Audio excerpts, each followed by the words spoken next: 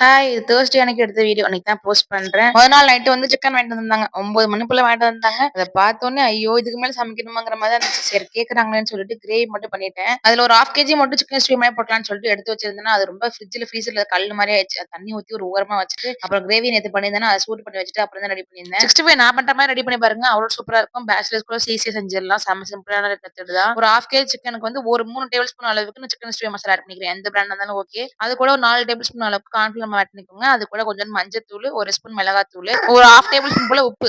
அப்புறம் அது கூட ஒரே முட்டை மட்டும் உடைச்சு ஊத்திக்கோங்க. இஞ்சி பூண்டு பேஸ்ட் மறந்துட்டேன். அதனால கடைசியா ஆட் பண்ணிட்டு அதையும் நல்லா கலந்துட்டு மெயினானதே இந்த லெமன் ஜூஸ் தான்.